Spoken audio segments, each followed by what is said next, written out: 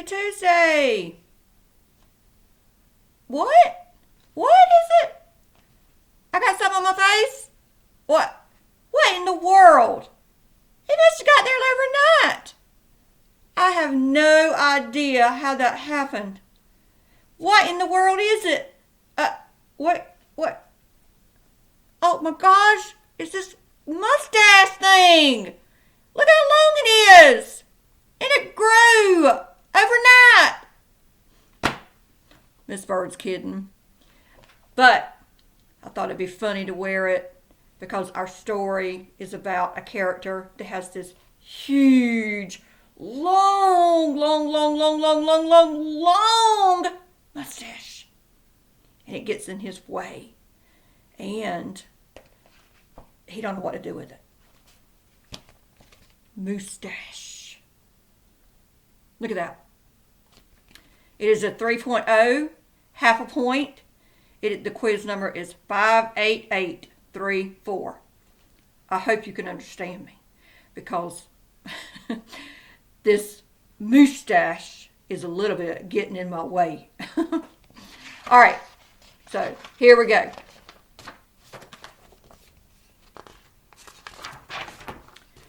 Moose had a problem.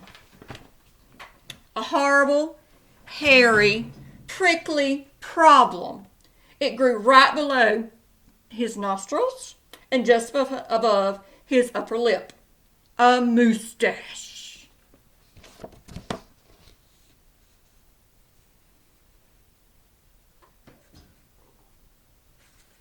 Look how long that mustache is. Oh my gosh. Now, not a few spare hairs or shy little stubble. No mere weak wandering whiskers on the upper lip of this moose. No sirree. Moose had a big, bushy, bristly, mighty mustache. But a mustache that was a burly, surly, mangy mess. And it itched a lot.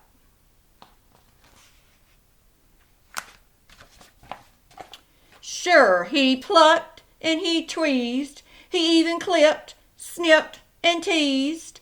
But his combs were still cowards, and his brushes rebelled, and his scissors simply surrendered. So all of those tools that he tried to do, they just gave up. Wait a minute. Wait a minute. You gotta move, little Pris. Tell everybody hello. Say hello, buddy. Tell them. See, I want to go outside, but my mama won't let me.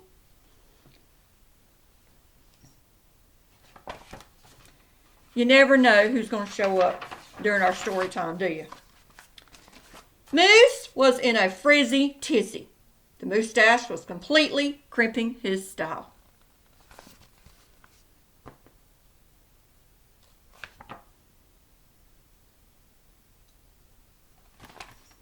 He was a great hoofer, but he could barely bop and hip-hop with the mustache going flip-flop. So he's trying to listen to music, and he can't dance because it's getting all in the way of his legs and his feet.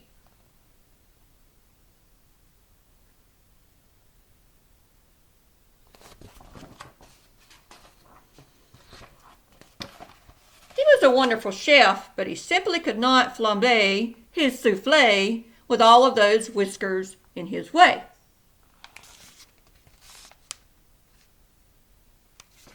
And he was a daring skier, but how could he downhill race with the mighty mustache blowing in his face? Moose had to do something, and soon. But what? So look, he's trying to ski, but he can't see because his mustache is in the way.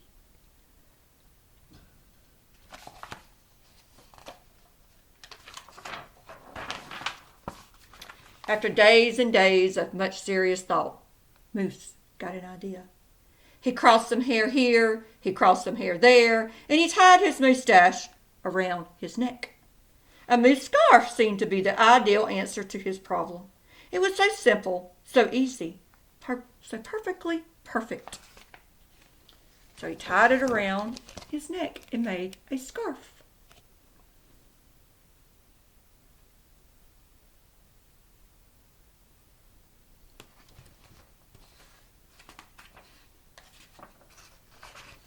But then his mustache got knotted and mangled and horribly tangled, and those hundreds of hairs still prickled and tickled. Worse, Moose could barely take a breath with all that mustache wrapped around his neck.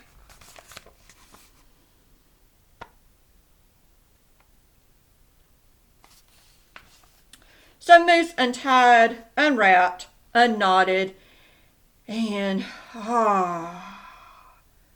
gulped in some fresh air. Look at his tongue hanging out.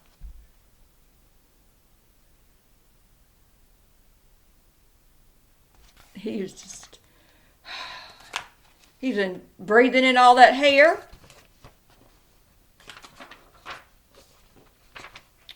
He got another idea. He parted some hair this way, he parted some hair that way, and he heaped all that mustache on top of his head.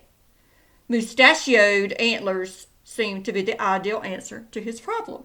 It was so simple, so easy, so perfectly perfect, until a squadron of squirrels and one very nosy gopher moved right in to the Moose Motel. They huddled and hoarded, furred in, and burrowed out. So look what they did to his head.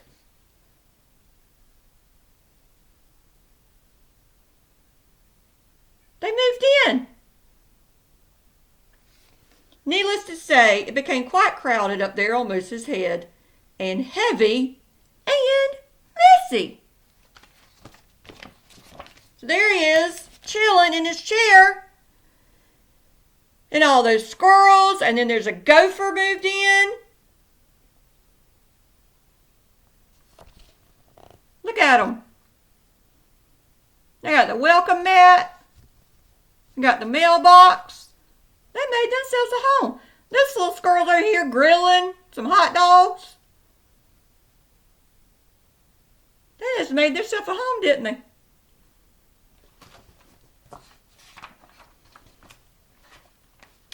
And very, very noisy. The squirrely chitting and chatting, squeals and squawks woke Moose every morning before the crack of dawn.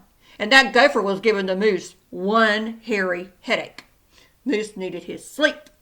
He needed his rest. He needed his privacy. Moustachioed antlers, nuts, said Moose. So he unparted and unpiled, untwisted and untwined and said, adios to the hairy horns. So, look at them. He took a shower, and they're all up there with umbrellas.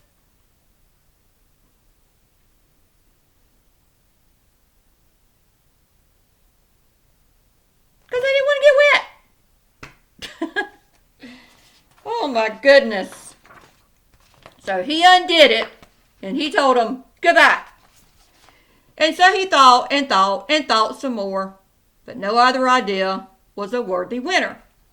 Braids were a bother, so look at him. He braided all of his mustache. A mustache sweater. Too sweltering. That's too hot. So he tried to braid it. Then he tried to turn it into a sweater. A net. Not. Poor Moose. His problem was truly terrible, unbearable, just downright sad. He felt so alone, he didn't know what else to do. So he's just having a hard time getting rid of this mustache and knowing what to do with it, right? What would you do with it?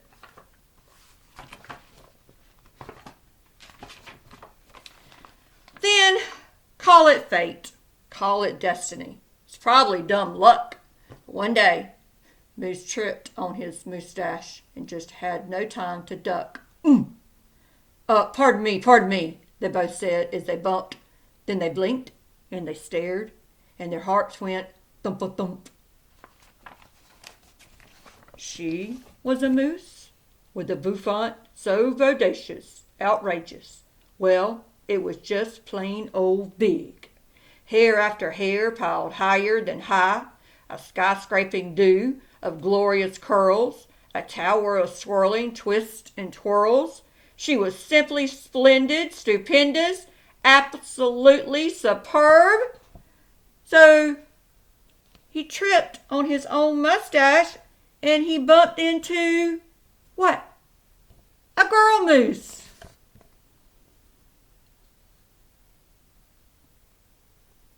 What do you think is going to happen?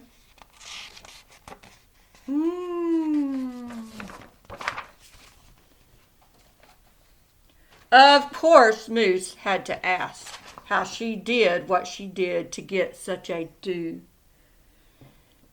Miss Moose winked and then whispered, "Just a little glue." So she helped he fearlessly plunge a hoof into a fat pot of the white gooey goop, and carefully, oh so carefully, they glopped and they plopped, they pasted and they pressed, they coaxed and curled every truly unruly, wayward whisker. Get right here. Get right here. We're not getting over here. Around and around they tweaked and twirled those horrible hairs until Moose's once mangy mess was now a wondrous winding wave of marvelous Moosetache. Moose gazed in the mirror and smiled a broad, moosey smile. He was so happy, so glad, just giddy with glee. He looked dashing and handsome. Moose gushed, "Is that really me?" So look, he asked her how did she get her hair like that, and she said what? Glue. So he said, so now he took glue to fix his hair and to keep it the way he wanted it.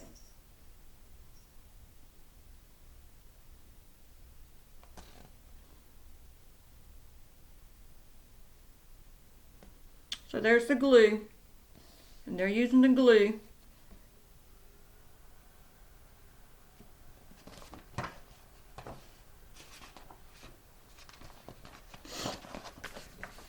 With not a care for one hair, the moose pair boogied and bopped.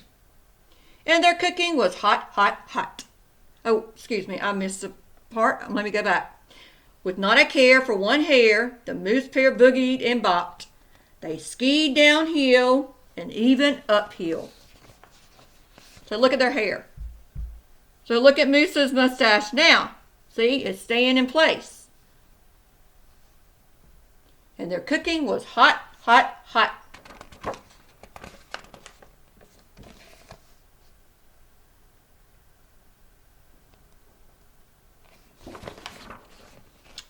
It was so simple, so easy, so perfectly perfect.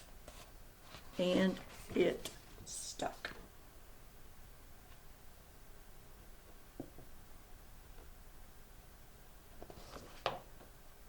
But Miss Byrd's mustache didn't stick.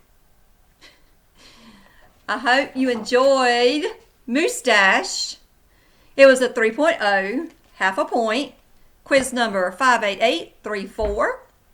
And I thought that was a funny story about a moose in this just extremely long mustache. I will see you guys tomorrow. Have a good afternoon. Bye-bye.